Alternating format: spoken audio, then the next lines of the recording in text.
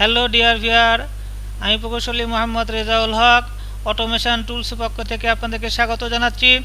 আজকে আমি আপনাদের সামনে একটি গুরুত্বপূর্ণ ভিডিও নিয়ে হাজির হয়েছি।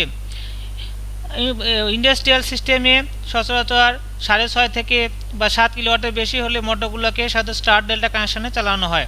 আমাদের অনেকে আছে যে আমরা স্টার ডেল্টা কানেকশান সম্পর্কে সঠিকভাবে জানি না এবং স্টার ডেল্টা কানেকশান করতে পারি না। এছাড়াও স্টার ডেল্টা কানেকশান বিভিন্ন চাকরির ভাইভাতে বা চাকরি রিটেন পরীক্ষাতে অথবা যারা এবিসি লাইসেন্সের জন্য ভাইভা দেন তাদেরকে বিভিন্ন পরীক্ষাতে এই স্টার ডেল্টা সম্পর্কে প্রশ্ন করা হয়ে থাকে এবং আমরা সঠিকভাবে না জানার কারণে আমরা অনেকে এই প্রশ্নগুলোর উত্তর দিতে পারি না। তাই আমি আপনাদের সাথে আজকে একটা গুরুত্বপূর্ণ ভিডিও নিছি যে স্টার ডেল্টা সম্পর্কে বিস্তারিত আলোচনা করব। যদি কেউ এই আমার ভিডিওটা মনোযোগ সহকারে দেখেন তাহলে আপনারা নিজেরা এই স্টার ডেল্টা কানেকশন করতে পারবেন এবং একটা মোটরকে সাকসেসফুলি চালাতে পারবেন। তো চলুন শুরু করা যাক। প্রথমেই আমি আপনাদেরকে দেখাবো যে একটা স্টার ডেল্টা কানেকশনের জন্য কী কী কম্পোনেন্ট আমার লাগবে বা কী কী ম্যাটেরিয়াল আমার লাগে। দেখেন আমি এখানে কী কী ইউজ করেছি। একটা 3 ফেজ সার্কিট ব্রেকার যা পাওয়ার সাপ্লাই দেওয়ার জন্য। তারপরে দেখেন আমরা জানি যে স্টার ডেল্টা কানেকশনের 3টা ম্যাগনেটিক কন্ট্রোল লাগে, তাই আমি এখানে রিনেম করেছি। দেখেন মেইন ম্যাগনেটিক কন্ট্রোল হিসাবে একটা আপনাদের রিনেম করেছি একটা ডেল্টা কন্ডাক্টর এবং একটা স্টার কন্ডাক্টর। যখন মোটরটা আমাদের স্টারে রান হবে তখন মেইন কন্ডাক্টর এবং স্টার কন্ডাক্টর ধরবে, এবং যখন মোটরটা ডেল্টা কানেকশানে রান করবে তখন মেইন কন্ডাক্টর এবং ডেল্টা কন্ডাক্টর ধরবে। তাই 3টা ম্যাগনেটিক কন্ট্রোল দরকার হয়। এবং এখানে আর একটা সিঙ্গেল ফেজ ব্রেকার, একটা স্টার্ট সুইচ, একটা স্টপ সুইচ, একটা স্টার্ট সুইচ, তারপরে হলো আপনার একটা টাইমার লাগবে, টাইমার এবং দুইটা ওভারলোড। ইচ্ছা করলে আপনারা একটা ওভারলোডে ইউজ করতে পারেন, আমি এখানে 2টা ওভারলোড ইউজ করেছি, এবং একটা 3 ফেজ ইন্ডাকশান মোটর। এখন দেখেন আমি আপনাদের কানেকশান দেখাচ্ছি, দেখেন কীভাবে এটাকে কানেকশান করতে হয়। প্রথমে আমি আপনাদের পাওয়ার কানেকশান দেখাবো। দেখেন আমরা 3টা ফেজ কানেকশান নিয়েছি, এখানে আর, ওয়াই এবং বি 3টা ফেজ কানেকশান নিয়েছি। এটা একটা 3 ফেজ সার্কিট ব্রেকার নিয়েছি। 3 ফেজ সার্কিট ব্রেকারের অপর প্রান্ত থেকে কী করছি আমরা মেইন যে ম্যাগনেটিক কানেক্টর আছে মেইন কানেক্টরের আর ফেজটা লাগাইছি L1-এ এবং ওয়াই ফেজটা লাগাইছি L2-তে এবং বি ফেজটা লাগাইছি L3-তে। এবং এই ম্যাগনেটিক কন্ডাক্টরের অপর প্রান্ত থেকে মেইন ম্যাগনেটিক কন্ডাক্টরের অপর প্রান্ত থেকে আমরা T1 থেকে লাগাইছি আমরা ওভারলোডের R1-এ লাগাইছি, মানে R-তে লাগাইছি, ওয়াই লাগাইছি এবং বিতে লাগাইছি। এবং এই ওভারলোড থেকে আমরা কি করছি যে 3 ফেজ ইন্ডাকশান মোটর আছে, 3 ফেজ ইন্ডাকশান মোটরের আর ফেজটা লাগাইছি আমরা U1-এ, ওয়াই ফেজটা লাগাইছি আমরা V1-এ এবং বি ফেজটা লাগাইছি আমরা কি W1-এ। এরপরে দেখেন আমরা কী করছি যে ডেল্টা কন্ডাক্টরটা আছে, এই ডেল্টা কন্ডাক্টরে কী করছি আর ফেজটা L1-এ লাগাইছি, ওয়াই ফেজটা L2-তে লাগাইছি এবং ভি ফেজটা L3-তে লাগাইছি। এবং দেখে এই ডেল্টা কন্ডাক্টরের যে অপর প্রান্ত আছে সেই অপর প্রান্ত থেকে আর ফেজটা আমরা ওভারলোডের আর-এ লাগাইছি, ওয়াই লাগাইছি, বিটা ওয়াই লাগাইছি। এবং স্টার কানেক্টরে কী করছি, স্টার কানেক্টরে আমরা জানি যে একটা প্রান্তটা 3টা ফেজের একটা শর্ট থাকে, তাই আমরা কী করছি দেখেন আর, ওয়াই এবং বি এই 3টা ফেজটাকে আমরা একটা বার দিয়ে শর্ট করে দিছি। এবং অপর প্রান্ত থেকে কী করছি আর ফেজটা আমরা নিয়ে জায়গা আর ফেজে লাগাইছি, ওয়াই ফেজটা আমরা ওয়াই ফেজে লাগাইছি এবং বি ফেজটা নিয়ে আমরা বি ফেজে লাগাইছি। এখন আমরা কী করছি দেখেন এই ওভারলোড থেকে আমরা কি করছি এই ওভারলোড থেকে নিয়ে জায়গায় আমরা মোটরের কয়েলে অপর প্রান্তে লাগাইছি। এইখানে সবচেয়ে গুরুত্বপূর্ণ একটা জিনিস আপনাদের খেয়াল রাখতে হবে যে যদি এই একই কয়েলের 2 প্রান্তে আমরা সেম ফেজ কানেকশান দিয়ে ফেলি, মনে করেন যে আমরা ইউ1-এ মনে করেন আমরা লাগাইছি R1, আমরা যদি U2-তে আমরা যদি আর লাগা দিই তাহলে কিন্তু মোটরটা রান করবে না। এই জন্য অবশ্যই আমাদের যখন কয়েলের অপর প্রান্তে কানেকশান দিব আমরা তখন সেম ফেজ হওয়া যাবে না, আলাদা ফেজ ইউজ করতে হবে। এখন দেখেন যে আমি Y1-এ কী করছি, Y1-এ আমি আর ফেজ লাগাইছি, ইউ1-এ আর ফেজ লাগাইছি, তাহলে আমাকে U2-তে অবশ্যই আর লাগানো যাবে না, আর বাদে অন্য 2 ফেজ যেগুলো একটা লাগাতে হবে। তাই আমি কী করছি যে ইউ ফেজে আমরা এই ওয়াই কানেকশানটা লাগাইছি, ওয়াই ফেজ কানেকশান দিয়েছি। এরপরে দেখেন আমরা V1-এ কী দিয়েছি, V1-এ আমরা ওয়াই ফেজ কানেকশান দিয়েছি, তাহলে অবশ্যই V2-তে আমরা ওয়াই ফেজ কানেকশান দিতে পারবো না, সেখানে আমরা কী করছি যে এখানে বি ফেজ কানেকশান দিয়েছি, আর ওয়াই বি ফেজ দিয়েছি। এবং W1-এ কী আছে, W1-এ আমরা কী করছি বি ফেজ কানেকশান দিয়েছি, তার W2-তে আমি বি দিতে পারবো না, তাই আমি কী করছি W2-তে আমি একটা আর কানেকশান করছি। অবশ্যই দেখেন এখন দেখেন U1-এ দিছি আমি আর, U2-তে দিছি ওয়াই, V1-এ দিছি ওয়াই, V2-তে দিছি বি এবং W1-এ দিছি ভি এবং W2-তে দিছি আর।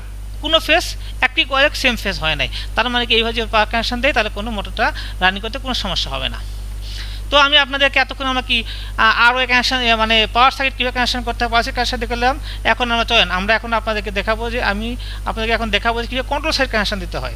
কন্ট্রোল সাইড যদি কানেকশন আমরা ঠিকমতো দিতে না পারি তাহলে কিন্তু আমাদের মোটরটা চলবে না আর কি, ঠিকমতো কানেকশন না হলে পরে আমরা মোটর চালাতে পারবো না। দেখেন এইখানে প্রথমে কি করছি আমরা আর ফেজ থেকে একটা পাওয়ার সাপ্লাই নিয়ে একটা সিঙ্গেল ফেজ ব্রেকারে ঢুকাইছি।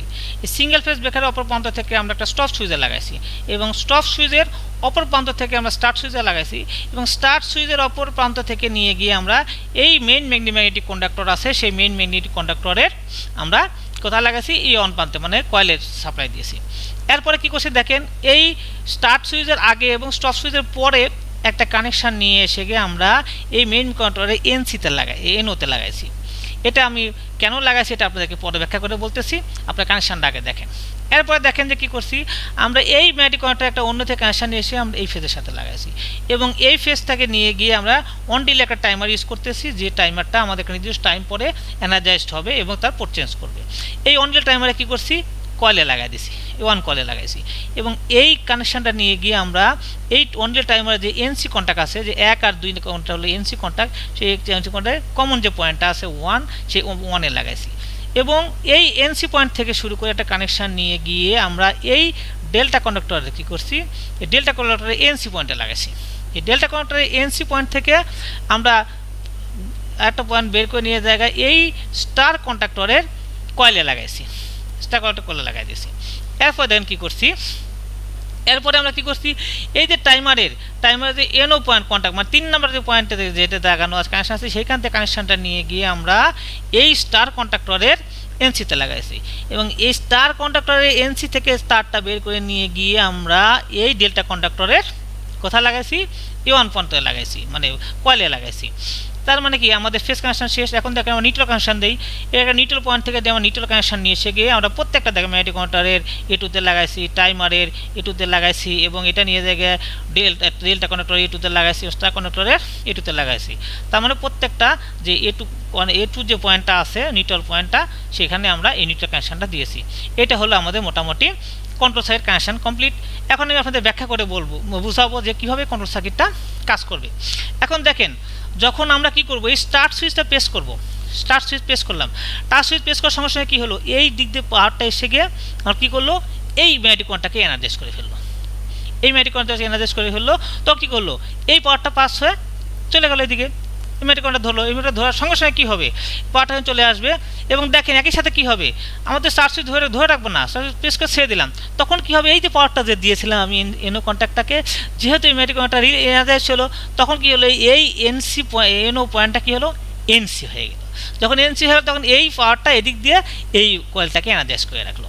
দেখেন সাথে সাথে কী হলো এই যেহেতু আমার এই পয়েন্টটা A1-এ আছে তাহলে কি এই রিলেটা টাইমারটা আছে, টাইমারটা এনার্জাইজ শুরু হয়ে গেলো এবং এই সাথে দেখেন এই যেহেতু এনসি কন্ট্যাক্টে আছে এই এনসি কন্ট্যাক্টটাকে পাওয়ারটা এদিক দিয়ে গিয়ে এটা এনসি কন্ট্যাক্ট যেহেতু নর্মালি ক্লোজ কন্ট্যাক্ট তাহলে এই পাওয়ারটা এখানে গিয়ে এই কন্ট্যাক্টটাকে ধরলো। তার মানে কি যখন আমি স্টার্ট সুইচটা প্রেস করলাম তখন এই ম্যাগনেটিক কন্ডাক্টরটা ধরলো, তারপরে এই টাইমারটা এনার্জাইজড হলো এবং স্টার কন্ডাক্টর ধরলো, তখন এই মোটরটা কি হলো তখন এই মোটরটা আমার স্টার কানেকশানে মোটর রানিং আছে।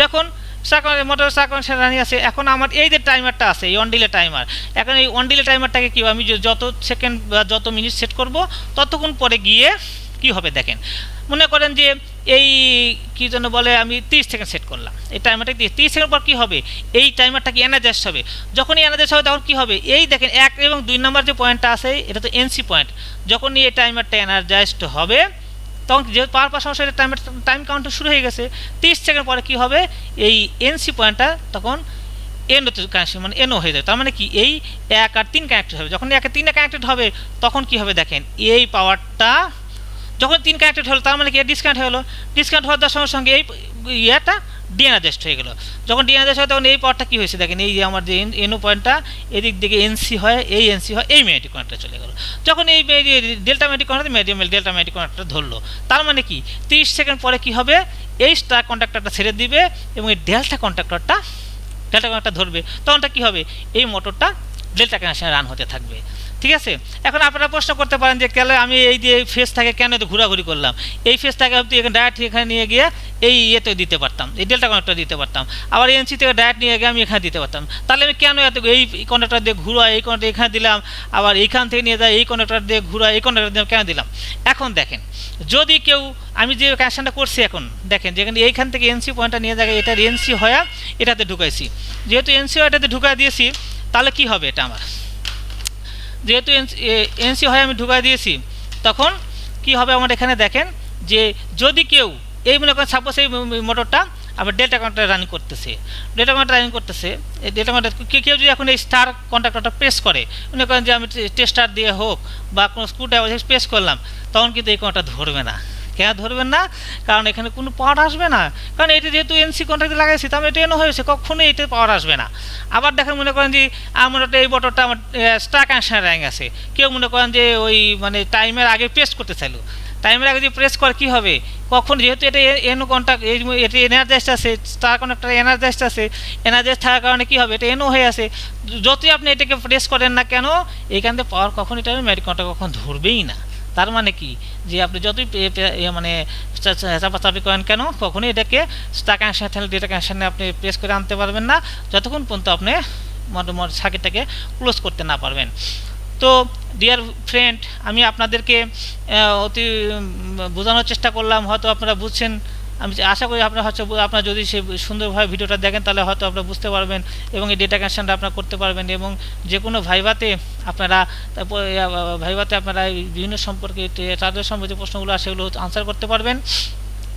দেখেন এখানে একটা কথা ওভারলোড কথা আমি বলতে ভুলে গেছি। দেখেন ওভারলোডটা কি, যে যখন মোটরটাকে আমরা এই ওভারলোডের ফাংশনটা হলো যে এখানে একটা নির্দিষ্ট ধরনের কারেন্ট সেটিং করা থাকে, এই কারেন্ট সেটিং করা থাকে, এই কারেন্টের সাথে এই লোড রিলেটেড কারেন্ট সেট করা থাকে। যদি ইচ্ছা আছে এই সেটিংয়ের চেয়ে বেশি কারেন্ট ফ্লো করে তাহলে কি ওভারলোড টিপ করে যাবে এবং মোটরের সাপ্লাইটা বন্ধ করে দেবে, বন্ধ করে দেওয়ার ফলে এই মোটরটা বন্ধ হয়ে যাবে। এটা হলো ওভারলোড রিলে ফাংশন। তো বন্ধুরা, যদি আমার ভিডিওটা ভালো লেগে থাকে please subscribe my channel and press the bell icon. Also like, comments and share. Thanks for watching.